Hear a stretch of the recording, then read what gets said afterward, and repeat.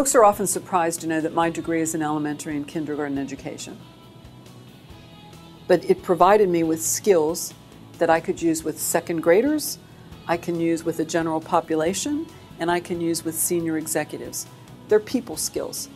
And although it is important to be smart, it is important to have business fundamentals behind you, the practice that women need to focus on are the people skills, because the people skills are what will take an ordinary manager and turn them into a leader. I think leadership is a contact sport. I don't think it's passive. I think it's active. And so I think you have to be involved in both your business and the communities around you. And so this concept of paying it forward is important to everyone. It's important environmentally. So we believe very strongly in green. So we're looking at stores now, and we have a few stores that are built that are LEED certified, that are green.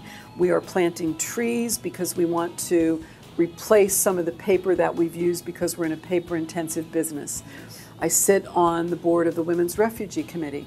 Although that is a global organization, I think we don't realize how small the world has become and how things that go on globally with women impact us in Cherry Hill, New Jersey.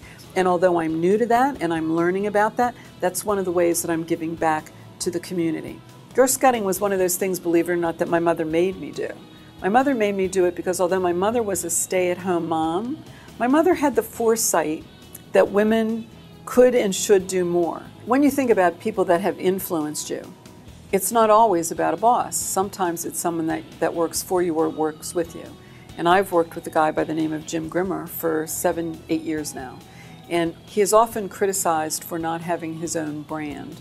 And yet I don't think people believe or understand how strong his brand is and how strong of an influence he is and how sometimes people lead from behind. And that is a talent and a skill that I've actually learned from him.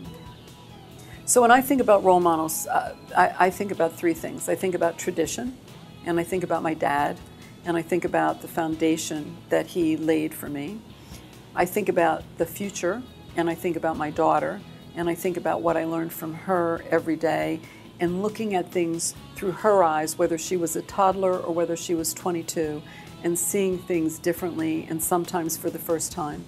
And then I look at women who some might think are ordinary, but women who do the right thing every day. And I particularly think about a woman friend that my daughter refers to as Aunt Sonia, who works, has children, a happy family.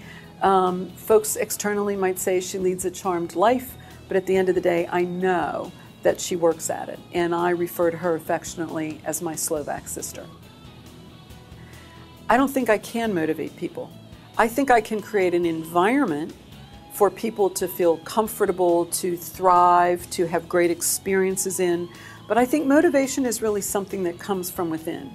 Attitude is everything, and it is truly in life one of the only things that you can absolutely positively control. It's yours. I think honesty, integrity, and value proposition has to be part of your brand if you want to be respected. Hard work. It's that simple. You've got to work hard, and it's not about women, it's about everybody. And then, quite frankly, a sense of humor. Like, what is the point if you are not having fun? So from a leadership perspective, nobody wants to come to work and work with the bore. So you got to have some fun. So I would say that those 4 things are probably interchangeable in terms of things that I practice. I think recently, particularly as we've really embraced this diversity initiative at TD Bank, it has become abundantly clear to me that as one of the most senior women in the bank, and certainly one that chairs the Women in Leadership Diversity Initiative for us, people watch what I do. And so I have come to realize that I really do live in a glass house, and the simplest things that I do, whether it's from my shoes to my hair to my lipstick to how I handle a conversation to the way I conduct myself in a public space to the way I handle adversity, I realize that there are lots of eyes upon me. We only have one opportunity to create a first impression, and you do that by your first engagement, by a handshake. Handshakes, how critical is that for women? So those are the things that I think on a day-to-day basis I practice, and I hope that women watch me, look at me. I laugh out loud. I laugh out loud. I laugh at anything, and I look for every opportunity to laugh. I also look at opportunities to celebrate, because I think catching them doing it right and reinforcing those behaviors are also the kinds of things that will cause people to think a little bit about what they've done.